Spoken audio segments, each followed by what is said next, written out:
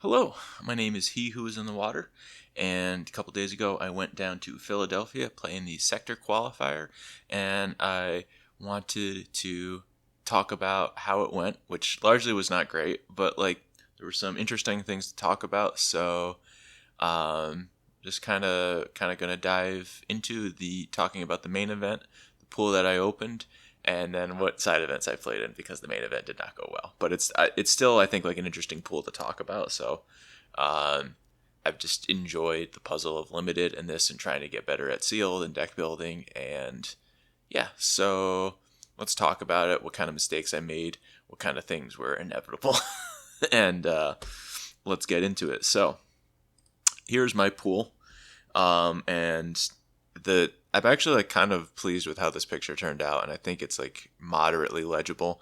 Um, but for those who are mostly listening, and also it's not the easiest, just because I'm mostly basing it on card names here, not art, and I'm very much a learn by art person. So I'm just going to talk through what's in the pool here. First off, to start, our 6 leaders that we have in heroism, we have Cal Kestis and Obi-Wan Kenobi, and then in villainy, we have Darth Revan, Third Sister, Kylo Ren, and Supreme Leader Snoke. So right away, the 3 leaders that we're looking at are Obi-Wan, Snoke, and Kylo Ren. Just in general, I don't think there's a build of this pool or a configuration of aspects where you have enough upgrades for Kylo Ren to be worthwhile. I believe it's just Ascension Cable, and I thought there was Ascension Cable and Corrupted Saber. Think that's all that we've got going on for upgrades. So very weak showing for that point. I don't think that's probably enough for Kylo to be good, although I will say I am even higher on Kylo after watching other people play it throughout the weekend. It's not amazing. It's not Talzin, but it is actually pretty decent, and particularly in some of those really grindy villainy mirrors, it's kind of backbreaking sometimes. So I do have a lot more respect for Kylo Ren after this event, but certainly at the beginning of this event, when I'm sitting down at this table, I'm looking at either Snoke or Obi-Wan Kenobi. And so let's talk about our green cards to start with then. We've got an Outer Rim Mystic, Hive Defense Wing, Overpower, Nimian Strike, Directed by the Force, Mind Knock, Jedi Temple Guards, 2 Trident Assault Ships. So incredibly medium. Just you're happy to have an Outer Rim Mystic and you're happy to have a Jedi Temple Guards, but other than that, those are all very replaceable cards. In Heroism, I have Following the Path and 2 Point Rain Reclaimers, which are basically never making your deck under any circumstance. Point Rain Reclaimer is actually a card I find kind of insulting in this format because it directly has anti-synergy with Obi-Wan, and I just don't your common green heroism leader should not have anti-synergy with one of 3 common green heroisms commons. It shouldn't be that bad.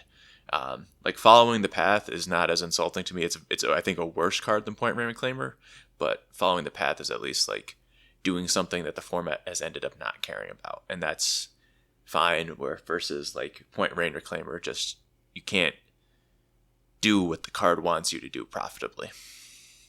And then 1 Jedi Consular, which is pretty exciting, but that's not a lot. And then in Villainy, there's a Sith Legionnaire, 2 Praetorian Guards, and 2 Eighth Brothers, a Supremacy, and a Captain Enoch.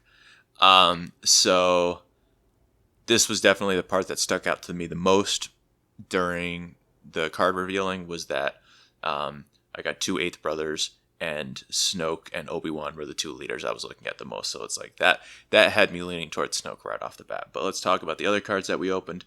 In red, we've got an Invasion Control Ship, a Sorcerer's Blast, a Probe Droid, Ravenous Rothtar, Hunting Nexu, Hyena Bomber, 2 Witch of the Mist, 2 Lightsaber Throws, and a Do or Do Not.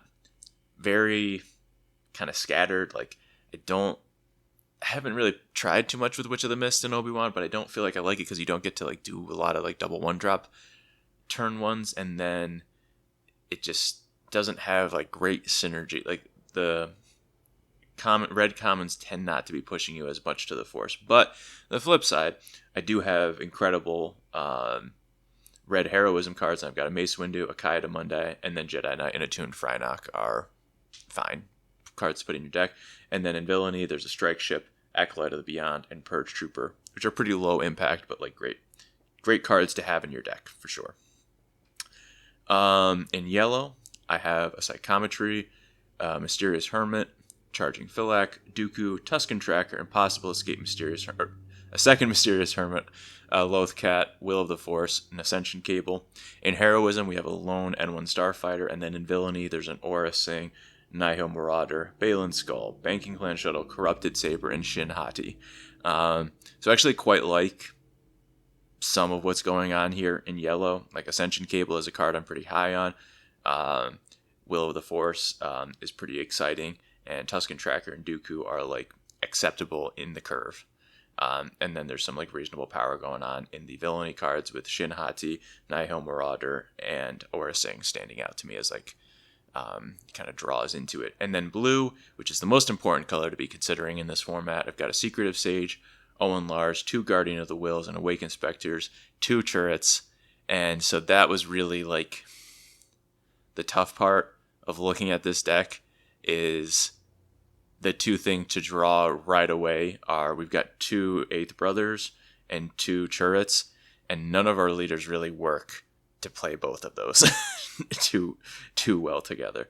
Or Snoke, we can talk about that in a second. And then a Padawan Starfighter, Crushing Blow.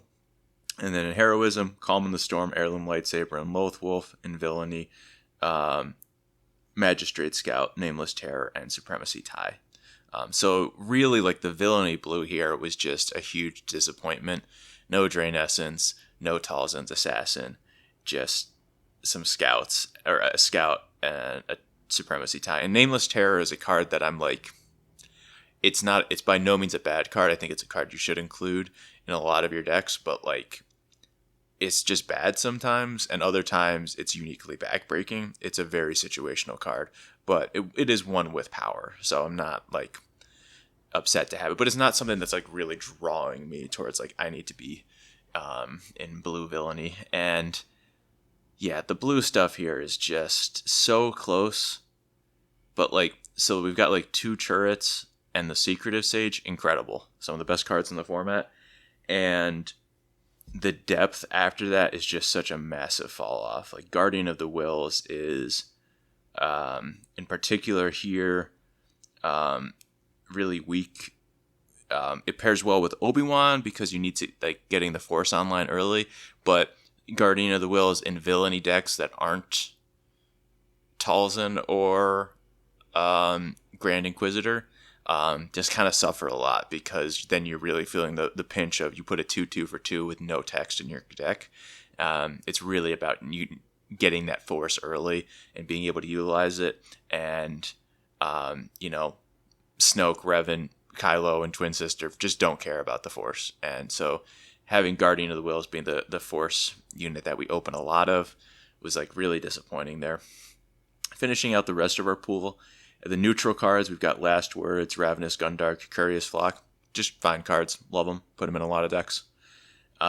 In Heroism, I've got a Blue Squadron Assault Wing, a Caretaker Matron, a Gungan Warrior, a Medical Frigate, and a Refugee of the Path. The Gungan Warrior and the Blue Squadron Assault Wing are like, okay, cards to put in decks. And then in Villainy, I've got the Sun, Consumed by the Dark Side, Army of the Dead, Sand Trooper Cavalry, and Kylo Ren. So the Sun is like the only decent rare that I opened. The other rares in this pool are this Mystic Monastery up above, the Invasion Control Ship, Psychometry, Supremacy, and Captain Enoch, which are like the other 5 are just like not okay. I guess I do actually like Invasion Control Ship, not for any particular synergy that you set up, but I think it's like if you're playing a deck that goes long, it's actually like a reasonable threat to just close a game with. But it's not like it doesn't feel like a rare. It feels like an uncommon, if that makes sense. It's just not particularly powerful. and it does work with Probe Droids, which is a card you're rather incentivized to play a lot of in this format, but we only have one there, so it's like really not really doing that ever. So really, like, the Sun is like the only rare that's particularly interesting to us here, and it's something that I was pretty interested in playing. So circling back to where I wanted to start looking at this, I really felt, so it's like I felt very quickly I'm down to Obi-Wan versus Snoke, and I was just looking at the heroism cards and I was just not seeing it. Like, Heirloom Lightsaber and Lilith Wolf are like nice blue heroism things to be doing with it, and we have some stuff there, but the blue and green, just, I feel like I have such a lack of depth here on the middle turns. Like, the turrets would be fine, but just like 3 through 5, I just have not really, I don't really have that many exciting plays. And even turn 1, I just did not really feel like I was there. And I was still, I think, a little, not blindsided, but like you do have 30 minutes to build a deck, and that's hard. You can't look at every possible permutation and, reason it out. You do have to make a decision like somewhat quickly to start hashing things out. And I think kind of the direction that I wanted to do immediately, not immediately, but like as we're going through the deck building process, I'm filling out the cards for my opponent's pool. I'm trying to think about what I saw, what was going on.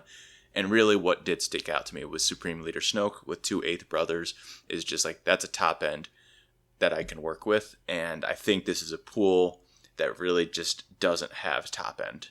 Like the 5 and 6, like 4 through 6, it's just kind of awful in this pool. There's like those turrets and the Awakened Specters, but other than that, it's like there's just really not a whole lot going on anywhere. And so the Eighth Brother seemed to me like the best way to get back from that. And I did feel like with 2 Praetorian Guards, those are cards that I'm like rather excited to play with Snoke, because you have a lot of minute control over turning that into a Sentinel. And then it's like pretty good on rate for that. Sith Legionnaire is also a card that's like not really good on its own, but in Snoke in particular, where you can give it that 3rd point of health, and you're already incentivized to be playing a lot of villainy units. I think it's a fine one to slot in. And I also liked that by playing a villainy deck, I could get the Kylo Ren unit into my deck. So really quite quickly, I was locked into green villainy. From there, I sort of laid out all of the colors, and I think red was very quickly a cut for me. Double lightsaber throw is just, again, a pretty bad thing to open out of your uncommons in the pool. I did not really have the lightsabers too. I've got the 1 heirloom and the corrupted saber. It's just not really enough to make lightsaber throw good, and even when it is, it's just like, it's not a particularly impressive card. And so like the Probe Droid and Sorcerer's Blast were like interesting cards to be playing in red, but there just wasn't a whole lot of power there. And then really what we're getting out of the red villainy was Strike Ship, Acolyte of the Beyond, and Purge Trooper, which are fine cards, but that's just not enough power to make it to day 2 for one of these events. So I felt like red was just pretty easy to discard here. Like maybe red is a decent pair with Obi-Wan out of this pool, but I don't think it is with the villainy leaders that we have going on. Like even to play Third Sister out of this is like not feeling great. So I was between yellow and blue on that, and I think this really just came down to a numbers game for me on that decision. Again, Secretive Sage, Owen Lars, and the 2 turrets were cards that I was pleased to include. And then there's like the Guardian of the Wills, the Crushing Blow, and then the blue villainy cards where I'm like, I'm okay playing this. But even so, that was getting me to like 12 cards, I want to say, maybe fewer. It just, it did not really come together. And I think as I'm kind of talking this out now, I was just not really considering how I think maybe a better, I don't know. Red, yeah, so red is just like very clearly not in the picture here, but how figuring out the best combination of green, yellow, and blue villainy to be playing for this pool is complicated to me, because I can see an argument for like a Kylo yellow list to come out of that, because then, I mean, you're losing these green cards, which are like the Eighth Brothers are really, in theory they're powerful, but in practice they're just not. I don't know. And this is where my view on the limited format starts to become a little bit distorted.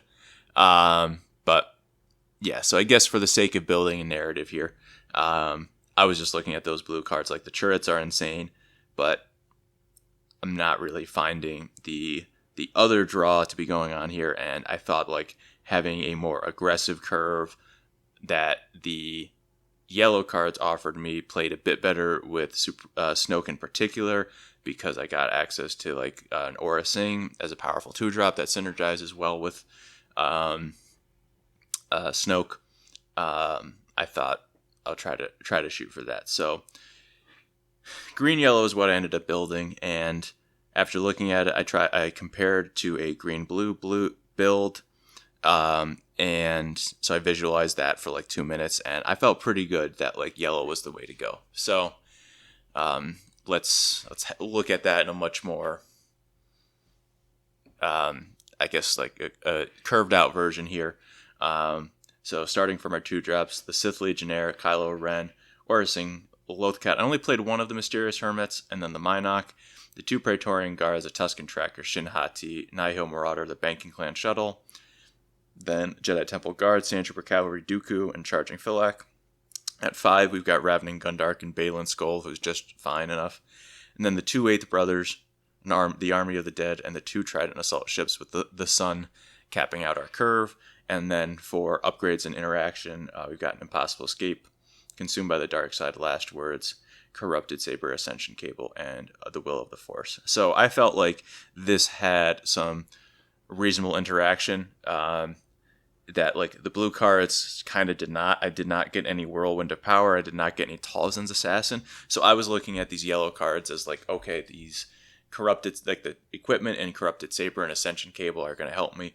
The Will of the Force is like a really useful tool, tempo tool, and tempo is something that Snoke cares a little bit more about, because he starts to turn that into extra experience tokens, as opposed to Talzin is a bit more interested sometimes in trying to answer everything. So this read okay to me. And I'll say at the time, I felt pretty good about this. I think, and making this video is always a little awkward, because like obviously I didn't do great. And I'm looking here at a pool with 2 turrets in it that I just decided not to play. And so it can be very easily surmised that I just made a mistake in deck building, that there was a better deck here. And I don't know, it's important to keep myself somewhat honest in that and not, sugarcoat that like, oh, I just got unlucky. That's why I kind of felt like I wanted to show the whole pool here, because I think there was some element of my pool sucked a little bit. All limited pools suck. And like it's about getting better with everything, I guess. Like it's complaining that your pool is bad is like a pretty unproductive thing. And I feel like, as I'll get into here, like there are some, I think, more lessons to be learned here going forward. So the first round that I played against a Snoke red opponent, and I felt confident going into that matchup, and I believe the game largely played out to my predictions on that, where I am going to be weak to space, but I have the ability to be pretty aggressive on my own, and I have 2 cards in Impossible Escape and Lothcat, which are really impactful cards on the Snoke flip turn, where now I can exhaust my opponent's Snoke. My Snoke gets to attack, continues to generate experience tokens, and apply a lot of pressure and board presence that way. And these things that I'm using to exhaust Snoke are pretty cost inefficient, so I'm like playing 2 cards out of my hand that turn and maybe activating Snoke before deploying him. So I felt like I was pretty set up to handle that, and the game's kind of played out that way, where I was like the flip turns were just a lot more impactful for me, and I was pretty happy with that. Humorously, we both had the Sun in our deck too. I think almost everybody, 3 of the 4 rounds that I played against the Sun. Card's good, and it's only villainy, and all you have to have is the Force. So it's like every deck kind of plays it that's playing villainy if you open him. So round 1, I was feeling okay. I definitely was already feeling like the lack of card quality in my deck, and but like I was cautiously optimistic.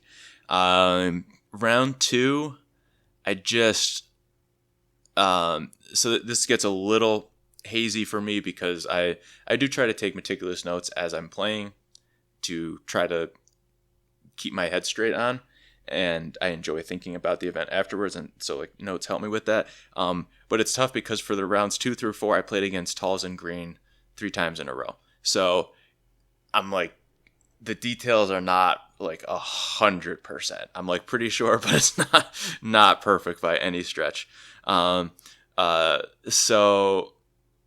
going into this 1-0, which is incredibly unusual for me at an event, I play into Talzin Green and just kind of get immediately hosed by like turn 1 Drain Essence killing my Kylo Ren. That's just like pretty impactful. Then they've got turn 3 or turn 2, they've got a Force threat to deploy. Then they've got Talzin's Assassin on 4 resources, which was pretty bad for me because it killed my Shin Hati. And then on 5 resources, they had old Daka to flip the Talzin's Assassin again. And then I really just had no recourse from that point. And game 2 was exactly the same, where it was just the curve of early interaction into Talzin's Assassin plus old Daka is just not something that this deck can do, can handle. And crucially, this deck kind of just can't handle anything out of Talzin Green, because I think part of how the metagame has developed too for this, and I think where my pool is actively quite bad, is that like if my opponent just puts a bunch of upgrades on their leader, I can't do anything about it. Like maybe I should have been mainboarding the probe droid. That was kind of the only thing that I see like after the fact, but really it's just like I can't. If the Talzin player puts Inquisitor's Lightsaber on Talzin, I can no longer deploy my leader, and I have 1 ambush creature, or 2 ambush units in Charging Phylak and Jedi Temple Guards, but it's just not enough damage to actually contain that card, or contain Talzin once she gets the Inquisitor's Lightsaber. And that felt like a pretty structural issue with my pool, and so it's like, I don't know. I don't think there's anything I was really looking back at these cards now. It's like, I don't think there was any way that I'm going to get out of that. Round 3, my opponent told me that their deck was very bad. And then they went turn 1 Force unit, turn 2, I can't remember, turn 3 Talzin's Assassin, then old Daka, then Anakin Skywalker, then the Sun. So I was kind of tilting from that one. I'm not going to lie to you. Like that was just really bad manners. I will just genuinely say that that's just bad manners from your opponent to say your deck is bad, and then to go Talzin's Assassin, old Daka, Anakin Skywalker, the Sun. You don't have to say anything about your deck. Like you just don't have to.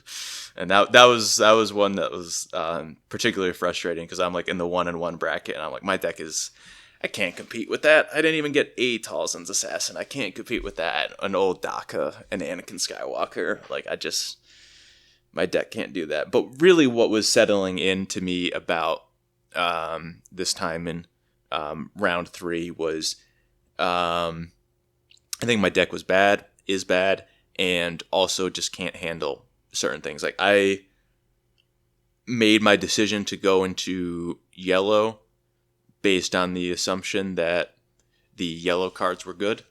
And I just have to tell you that Aura Singh, Naiho Marauder, and Shin Hati are not good cards. They are, in fact, bad cards in this format, because they are, in broad terms, they are good Star Wars Unlimited cards, but they are bad in the context of the Legends of the Force set, because there is so much negation or minus X effects. Talzin's Assassin or Whirlwind of Power and Talzin herself. And these cards with Raid make it so that it is so trivial for your opponent just to give it 1 or 2 debuffs and then attack into it completely freely, and you're not dealing any damage back to them.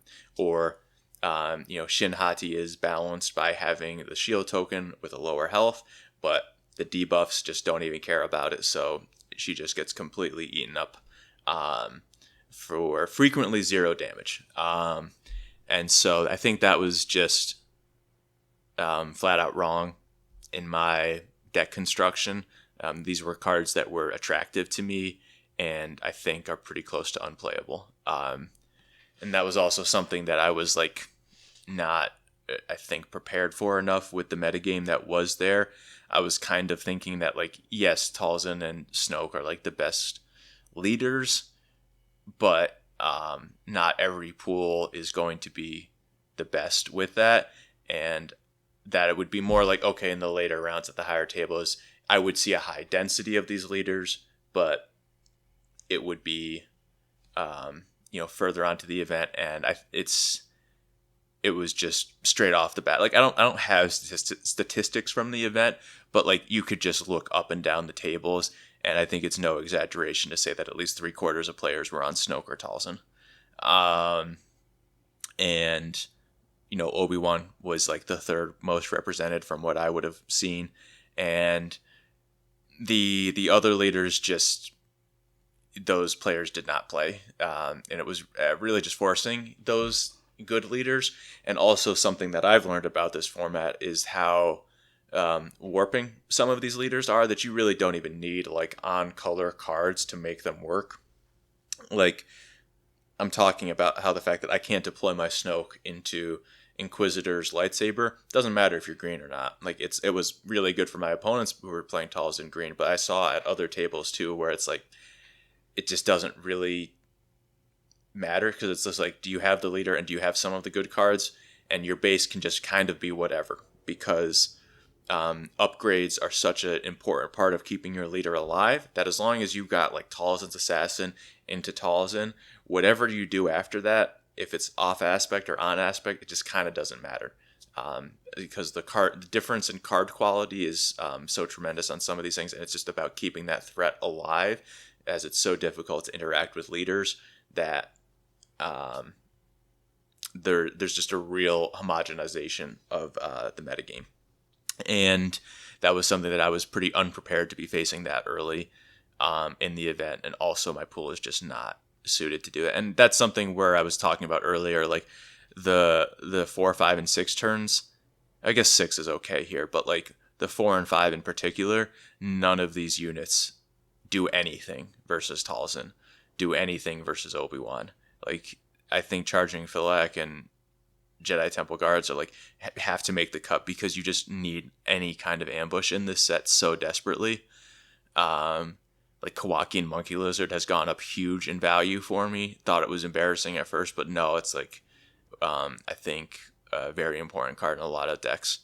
And I'm just this configuration is just not competing enough on the Talzin flip turn or turn 4, or the 4 resource turn, and this was particularly emphasized in the 4th and final round that I played against Talzin Green, where my opponent's deck was actually just quite reasonable, nothing absurdly busted. Teddy had the Sun as well for that one, and it was just a good deck, and he played it better. He played the matchup better than I did, for sure. And that was where I'm like, all right, I'm out. I can't play this deck in this event. Like I've committed to this by being on the deck red sheet. I can't go back, and this just cannot compete with Talzin in any way, shape, or form. So it was pretty disappointing, for sure. Looking back on it, it's like they're just trying to do maybe Snoke Blue, or it probably just needs to be Snoke Blue. I talked about Kylo Yellow there, but again, I think that's just missing the point that I learned that all of these yellow villainy cards that I thought were good, had tested well for me personally, and the other playtesting, are just truly unplayable in this environment. So, yeah, probably needed to be Snoke Blue, and then just get very lucky. Was probably a slightly better move here, but I don't know. I was also just like horribly unimpressed by Eighth Brother. A card did nothing to stabilize me, and that was the complete lack of faith I developed in Eighth Brother over the course of this event. Was definitely one where like I cross over that edge of like, I think I'm making like good informed decisions about what's going on, to like, I don't know anything about this format anymore, because a 6-cost ambush for 5/7 does nothing. It just dies immediately, can't kill anything on board, just it dies. And I don't, my card evaluation just kind of falls apart if that is bad. And also, like, that was the main thesis for this direction of construction, was that Snoke and Eighth Brother are the things that I want to focus on. So I was definitely like, the psychic damage I got from this event was definitely bad, and kind of made me question if I understood anything about this format whatsoever. I like learning that Aura Singh and Shin Hati and Nihil Marauder are truly, truly unplayable despite reading and playing well. That's a tough lesson to learn, but I got there. The fact that Eighth Brother does nothing on even board states was just mind melting to me. I was like, I don't understand how he does nothing, and he just consistently does nothing, and it just doesn't make sense to me.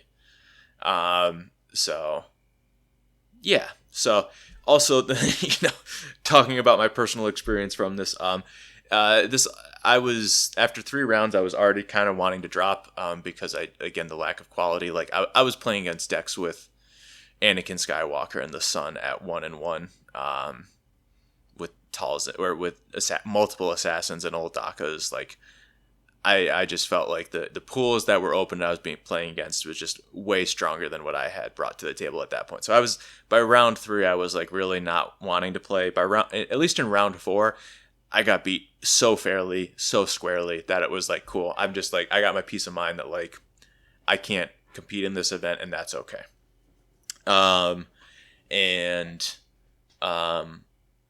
Yeah. So that round went pretty quick for me. So I went immediately up to the registration just to sign up for side events.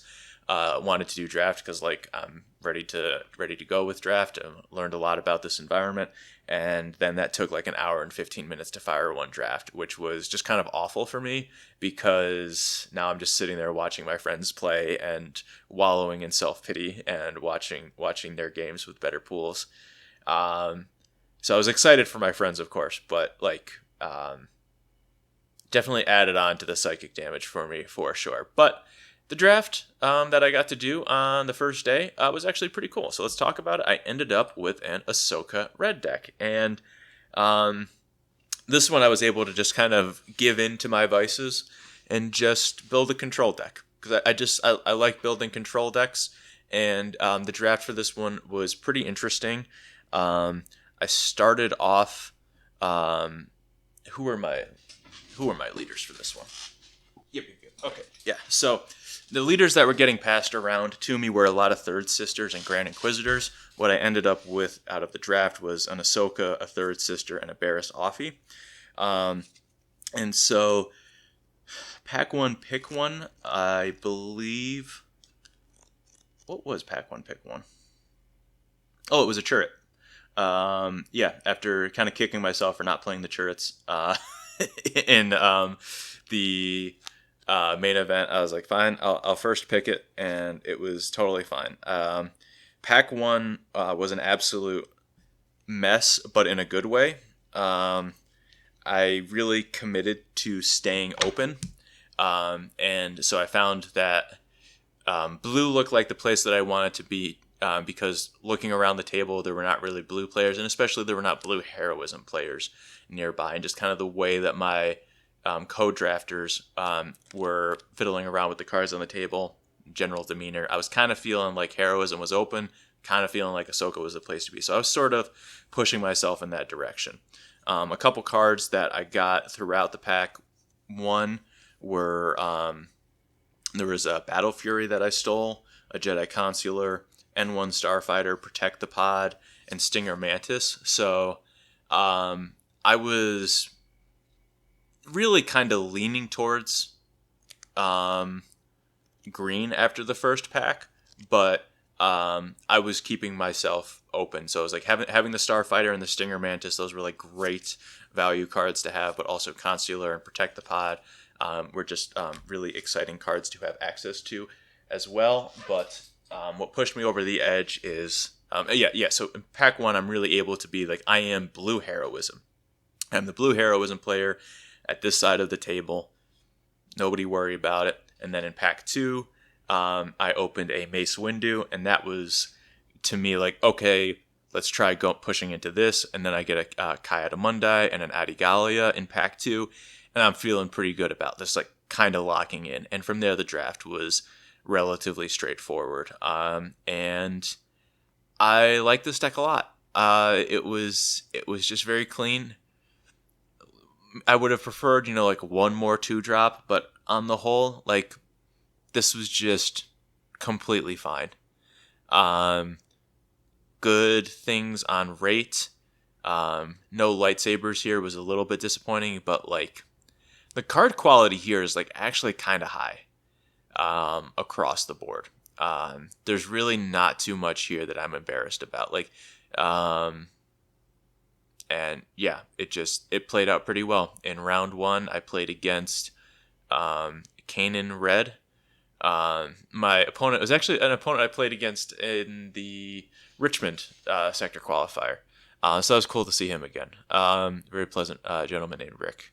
And he led on turn 1, Porg, give it a shield. And I was just looking at my hand like, I don't know what to do against that. Like, it wasn't like I couldn't stop that. It's just like, that was like Porg plus shield was not really a turn 1 play that I had considered at any point. How to sequence against, and that just kind of short circuited me. But like, obviously not the most powerful thing to be doing on turn 1 either. So I started getting some early tempo, but I also had to put a lot of respect on Kanan. Rick played like some Wampas, and the threat of Wampa plus shield token was like, no, I have to kill these things immediately. I cannot allow them to stay in play. And fortunately, I was able to do that and then get to the controlling late game pretty effectively. Like double Priestesses of the Force and Mace Windu Grappling Guardian is just a really nice end game to be working towards. It's just like very interactive, but very flexible. So I beat Kanan. I played versus Talzin Red for the second game, and these were best of 1 games for the draft, which sucks, but like it's, the side events are only best of 1, so it's what we got to work with. Talzin Red, honestly, unfortunately, I'm sorry, Brandon, I don't remember too much from that game, but that went pretty smoothly for me. And then in the finals of this little draft, I played versus a fellow named Wyatt on Obi-Wan Green, and I got thoroughly stomped on that one.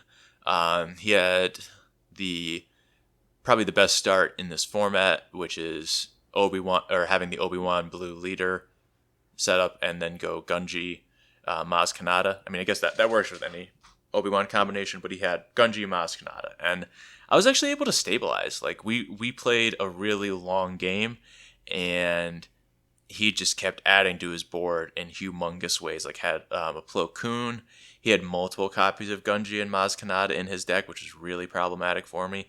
And he had multiple Paladin training Corvettes that he got close to full value out of, which was just like really insane. And quite frankly, I'm just happy I was a part of that game. The fact that I didn't die immediately and that I got to keep going, I was like, I was just happy to be there, man. And he definitely deserved to trophy that draft. But this was a really fun deck to play. I just enjoy playing control decks, particularly in limited. And this was cool to get to like actively execute on some of those heroism cards that I really haven't gotten to play with as much. And it was I sort of forced it to be in heroism, but like it was definitely ended up being the right thing to be in at my seat. But yeah, it was cool. It was a good draft. This had morale up a bit afterwards. So for day 2, start off with the promo event at the beginning of the day, which is constructed. And so I brought Kylo Tarkentown. I haven't really had the opportunity to talk about it on this channel, but for the last 2 PQs of set 5, I played Kylo Tarkentown when Force Throw was legal. I went 4-3 in both of those events, and I really just loved the deck. I was not what I would say particularly good at it, but it's an incredibly fun deck. And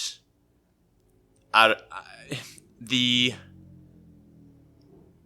number of synergies going on in this deck, the number of things that come together, and then you combine that with the number of different paths that you have to play each game with this deck, and how much your decisions actually inform that. Like, are we a control deck or are we a combo deck?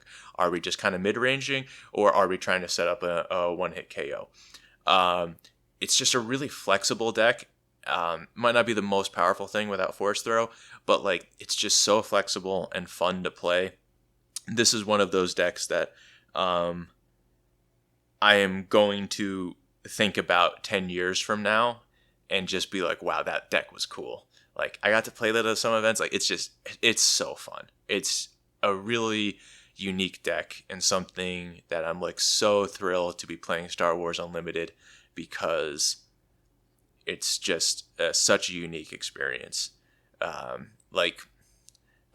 don't know for Pauper and Magic if there's like a great analogy for it.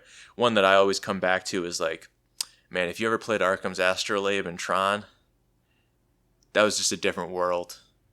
Everything was different. Everything was beautiful, man. Like, you just played like 8 snow-covered islands in your Tron lands and then a few singletons, and it was beautiful. Everything was just perfect. And I wouldn't say that, Kylo Tarkentown with Force Throw was that perfect, but like, it was a special time. It was a pretty special time to be playing that deck, and I'm glad that I got to participate in it. And through testing it post-ban, I was actually like kind of off of it. I had some wacky directions to go with it, and they were all kind of bad, unsurprisingly. But like at the previous week at the Sector Qualifier in Portland, I think it was Portland. Who knows? The West Coast somewhere, godforsaken country. I don't mean that in the way that it might have other implications. I just mean I've never been over there. I don't know what they do there. But there were 3 players that made day 2, or like top 64, something like that, from Bothan Network, playing Force Throwless Kylo Tarkentown, and they basically just did a 1-for-1 swap with Daring Raid. So I revisited the deck and jammed some on Caravas with it. I did not like Daring Raid really at all, but the rest of the deck did just kind of feel fine. So Open Fire is kind of your band-aid to put over the Millennium Falcon matchups and just try to not die to those space aggro decks as much. Also, hitting Victor Lead is pretty important with that one. So still mostly plays the same as before. You may be thinking to yourself, William, what are you doing with 2 Anakin Skywalkers in your deck? And the truth of the matter is, I only have 2 Anakin Skywalkers. When I played the PQs, I borrowed a 3rd one from Nikki. And going to this event, I just don't like borrowing cards. So it was sort of like, whatever, we're just going to run it. Like, got these 2 Ruthless Raiders. By no means the same card, but like, it's like, it's going to be fine, right? And this event actually ended up going pretty well. Round one, I played versus Kira Data Vault, and I got beat pretty good on those. I've heard that the Kira matchup is favorable. I did not really feel that way playing it because I kind of felt like I had to answer every single threat that they were playing, and because it was so threatening to me as a Tarkin Town deck, you can't really just leave an Inferno 4 in space the whole time. It's just gonna kill you. So you kind of have to interact with it. Then you kind of have to interact with Devastating Gunship, but you also need to be killing these Dr. Pershings. I just felt like I couldn't. I wasn't close to playing whack-a-mole and getting my hands over all the holes that it needed to be. I felt like I couldn't thread that needle. That might be a skill issue for sure. Pillage was one that I felt should have lined up better in the matchup, but did not. And so game one, I lost, and it felt kind of structurally not great. Game two, I got a little bit more unlucky, or not necessarily unlucky, but the draws were awkward. I drew all three of these sideboard Cham Syndulas, and my opponent didn't ramp at all. So eventually on the 5 resource turn, I did not resource. And I just played Cham Syndulla for 4 and then took the card off the top of my deck to stay up on resources. And whatever, it's card advantage, right? We stay in it. And then they just played Agent Callus and ambushed into that and drew a card. And I'm like, oh. Now I'm looking at the pillages in my hand. These don't do anything. Or it wasn't the pillage, but the next turn I drew some pillages on the 6 resource turn. And it's oh, well. The Agent Callus just cantripped for them and traded. That doesn't really execute any particular game plan right now, and just was not able to quite get it from there. Although I did get to deploy Kylo on 8 resources into their 8 open resources, just because I had to do something or die, and they super laser blast. And that was incredible for me because they had 2 space units that I couldn't kill. So I was just all right, I have to deploy this Kylo because I've got nothing else going on. They're facing lethal from these space units over 2 turns. So it ended up working out, but I lost that game too. Because then they play a million other removal spells. So that really was not particularly pretty. Then I played versus Gar ECL, which is a lot of the same thing, but way easier because they have 8 less health, and Gar Saxon does nothing compared to Kira doing a lot. That matchup just felt much better. Also, Anakin Skywalker lines up great against Gar. It's you ambush in Darth Vader Twilight of the Apprentice, you give him a shield token, cool, whatever, I just kill him with Anakin, or I kill him with Power of the Dark Side. That was a matchup that I felt pretty favored in, even though I lost game 1 badly. But I think that was a mulligan and to do nothing kind of hand, so those just happen.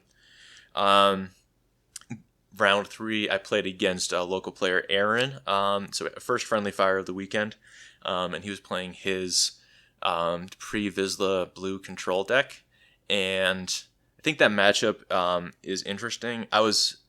So much happened in those 2 games. I could probably talk for an hour and a half about it, but I'll just say it was the best match I played all weekend. It was a lot of fun. Some pretty interesting interactions. Some poor play on my part, for sure. I forgot that Pre-Vizsla has Saboteur, and I loaded up a Secretive Sage and then just got the shield taken out and lost the Secretive Sage in 1 attack, and I was that was pretty stupid and bad of me. But having the 3 Pillages main deck was pretty backbreaking for him, and I was able to set up a very clean kill with Kylo to deal 16 damage exactly with only 3 resources. So I was able to pillage and then go Admiral Moti, deploy Kylo, play Sith Holocron, attack for 8, kill the Moti, and attack ready up and attack for another 8. So it was a very satisfying game 1 win. And then game 2 was just a grind fest. I boarded in my entire sideboard for it because unlike Bosk Blue, the Pre-Vizsla is purely a mill win condition. There's some Avengers and Annihilators, but those are pretty well handled by the Power of the Dark Side and Force Lightnings that we have available to us. So I boarded in my whole sideboard. under the understanding that like I am just bringing these grenade strikes and these open fires are purely to be resourced so that I still just have enough cardboard to keep playing, and that the cost of resourcing is just going to be a lot lower. That might have been very greedy to do, who knows? But it worked out for me, so therefore I am right. But it was it felt like a very long game, but I think we were actually just playing very fast. So we finished with like 20 minutes left, which was pretty funny for a blue villainy pseudo control mirror. And then for the final round, I was 2-1. I played against Piet Red, and that matchup just ended up playing out very good for me, where they didn't have any particularly good answers for Kylo.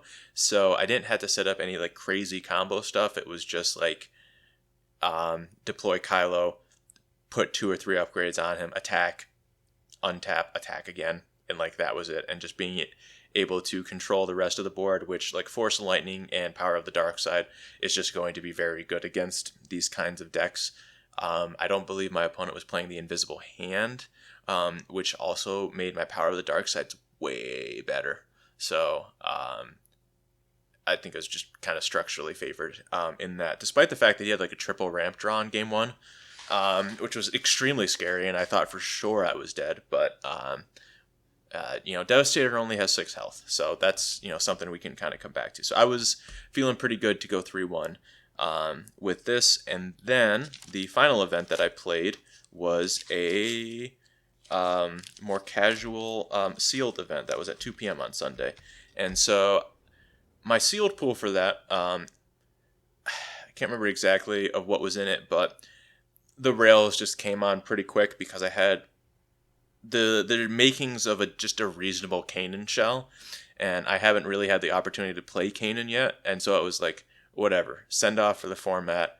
I'm already doing terrible this weekend, so to speak, that like just we're gonna play Kanan and have some fun.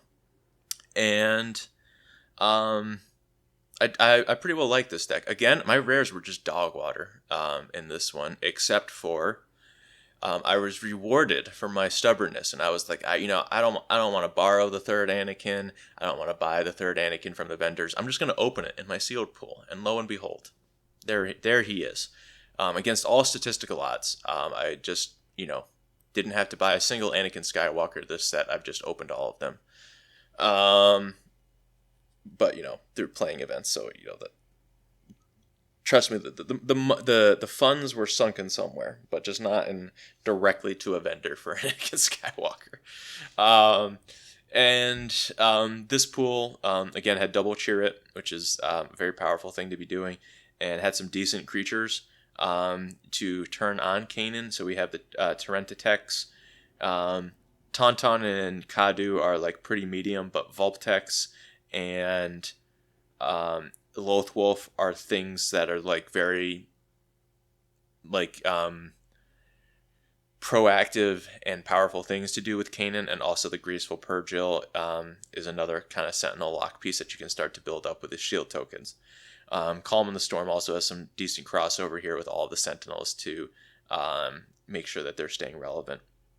And just had a ton of 2-drops here. That also made me pretty excited by this color combination. Jedi Holocron is another one of the rares that I opened, and that was like actually I don't know how much it mattered, but I actually got to like heal a considerable amount of damage from it once. Unfortunately, this event was not the most fun. The first round I played against someone on Snoke Red, and they were very clearly just like not having a good weekend, and this pool is like actually kind of good, and so they were just very frustrated and upset with every card that I played. So it was just I don't really remember too much of it because it's just really awkward. It's one of those I'm sorry that this is not fun. I do apologize, but that does not mean I'm not going to play the Talzin Assassin after I've been getting assassined all weekend. Like, I finally get to be the one doing it. I'm sorry, but I'm going to do it. Same with Anakin. Like, Anakin is an incredibly eye-roll inducing card in this set, but, like, I'm not going to not do it. So, that match was very awkward, and I ended up winning. Match 2 was probably my second favorite match I played all weekend. Played versus Emily on Grand Inquisitor Red. And I really got steamrolled in game one. I did not feel good about my positioning in the sideboard games, but she had a really aggressive start and a lot of units that played well with multiple corrupted lightsabers that she had at her disposal, and I was just like not really able to like contain her leader at all. And then in game two, I believe she missed turn one play, and then I've got Lothwolf, and to start loading the Lothwolf up with shield tokens, and her aggression was like pretty exclusively on the ground, and I was able to contain her leader with Chirrut, I believe, that game, and so that just put me in a lot better position, and that one was a bit more steamrolled in my favor. And then game three was just an absolute slugfest back and forth, where we end up we're in this game state on like 6 resources. My board has been entirely answered, and she's got the Grand Inquisitor leader with the corrupted saber on it, and I'm just looking at my hand, just like everything dies immediately to this. So we just play the Hail Mary Trident assault ship, and from there on I just got to, the assault ship was just completely unmolested and just got to attack for 6 a couple of times. It got bounced once, just replayed it from hand, and the rest of my ground units were able to stall enough time as she continued to develop out her board, but like they were just threatening enough that like she couldn't do anything about it, or she couldn't leave them with me in play. Like, for example, it's like at a turn where I went Itinerant Warrior and Yaddle, which, don't get me wrong, like that's a crazy turn, right? Where I'm like gaining or healing my base while we're racing with Itinerant Warrior, playing the Yaddle and the Itinerant Warrior. So it's like she has to kill the Yaddle, otherwise it's going to pseudo restore 2 by having the Yaddle restore 1 and then give that restore trigger to the Itinerant Warrior. So it's like she's got to kill the Yaddle, but then now there's an Itinerant Warrior that gets off a single attack, and that's attack for 4 is really important when the other ways that I'm dealing damage are just in batches of 6 with my Trident assault ship. Like, that makes it so that 4 hits from Trident assault ship is 24 plus the Itinerant Warrior attack. Gets me to 28 because you can only use the 28 health bases in this format. So was able to get over the finish line on that one. And that was just a really cool game. And she was also just a delightful opponent, especially coming from the previous round. It was just very fun and goofy games. And I got to do some like very obnoxious stuff with Lothwolf and Kanan, and it was funny. Game 2 was unfortunately, and then so I get to be in the finals of a draft pod again, or a sealed pod again, or pod of some kind, whatever. I'm playing for 3-0. Unfortunately, I play against the opponent from the previous day, who did the whole complaining and then play Talzin's assassin, old Daka, Anakin, the son. So they started off with the same bit of complaining about how bad their deck was, and it's the worst deck they've ever played in this format. There was at least a little bit more credence to that. It was just it was a Snoke red deck with space units, and I was just kind of unable to contain that. And also the upgrades that he played on Snoke on the flip turn were just too much for me to handle. Like giving it a Revan's lightsaber and then an Inquisitor's lightsaber, it was just like I can't deal with that much damage. There were also some relatively complicated turns that I don't believe I played well, and set my Chirrut up to be able to be killed a lot easier than I wanted him to be, based on cards in hand from my opponent. And I do think that highlighted a genuine skill issue that I have with this format, which is with how prevalent the upgrades are. It's really difficult to set up trades that don't fold to some combination of upgrades. And like, it's easy enough to look at a board state and be like, okay, if my opponent has +1/+3, they can do something with this because there's a million different ways to give that buff. But when multiple of those effects come into play on like when we're talking about like the 6 resource turn, having access to multiple of those and the different ways that your opponent can deploy them, it's really hard to set up that. And I think I put myself in more situations where I'm having to like resolve this board state instead of just trying to kill my opponent. And so I don't think I was aggressive enough on the whole in this format as I needed to be for this weekend. So I think that was a good thing to learn for me from those games, is that like I need to be a bit more proactive, and the upgrades ended up being such an integral part of how this limited format functioned in ways that I didn't feel were quite the same in earlier limited formats, because in large part to the fact that you can't kill a leader with any events, outside of like, some weird setups. But in general, you don't have things like Rival's Fall or Out the Airlock to be able to actually interact with leaders. It's just a lot harder. And so upgrades have ended up being a better way to push ahead for that. And I think that is a useful data point for myself to identify that I'm not doing great with like these complicated upgrade turns. And because that is something that I believe is going to be relatively prevalent in the next format, Secrets of Power, where the plot upgrades, I think, are just going to be like staples of that format, and something that you're going to be very happy to be doing with your leader in most games. Recognizing ways that I can improve my play in that respect is a positive thing to be doing at this time, because it's going to be back. You do have more ways to interact with leaders in Secrets of Power, but like in general, that play pattern of getting blown out by multiple upgrades, I don't think that's entirely going away either. So I think that was, something that I made a lot of mistakes over the weekend through and can hopefully learn from, although I don't think many of my pools were that amenable to setting myself up to do those things. But being more aware of what my opponents are trying to do to me is always good, right? So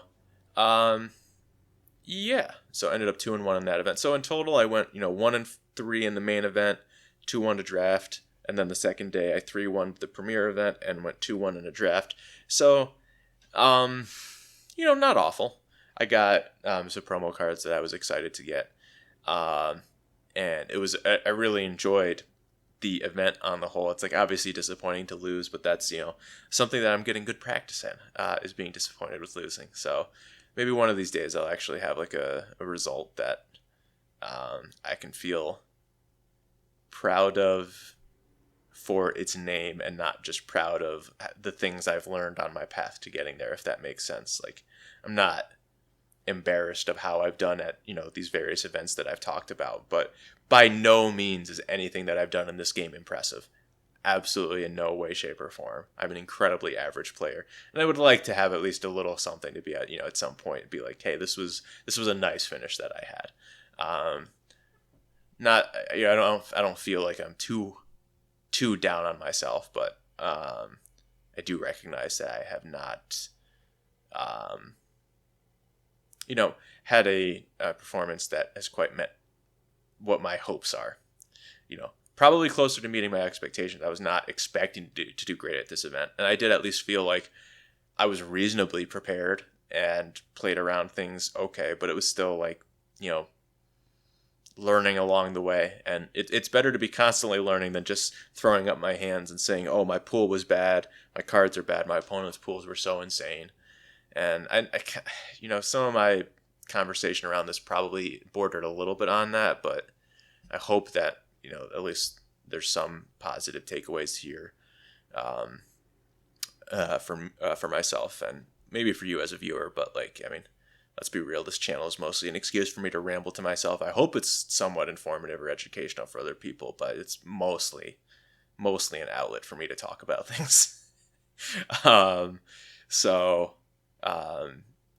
Looking forward. I hope we get to do more competitive limited, because I think it is actually a pretty good strength of Star Wars Unlimited as a game, as I think the limited design is pretty good and solid. Like I think Talzin and Snoke are a bit overrepresented in this format, but it's not catastrophic to me either. and it's also just sort of like that's kind of how Star Wars is going to be, because you have these heroic and villainy decks that are somewhat operating in tandem, but also not intersecting at all. So there's always going to be a little imbalance in every limited format. One is probably always going to be slightly better than the others because it's just really, really hard to be perfectly designed. So some amount of bias is always going to be there, and the fact that Talzin and Snoke are both like good leaders is probably enough to say this is an acceptably balanced limited format from a design perspective. Not as bad as Anakin Skywalker taking over Twilight. That one was just bad in terms of his dominance, but not everything's meant to be perfect. So looking forward to more limited. Hope this was fun to talk about. I enjoyed going to the sector qualifier. I want to travel to more of these in the future. It was a good time. I enjoyed the drive down to Philly. Did not enjoy the drive back in the rainstorm. That was not fun. But it's also nice to just like make a quick weekend of it, and one day off of work, man, I got to do a whole lot of fun, and that was pretty nice. So yeah, thank you for watching.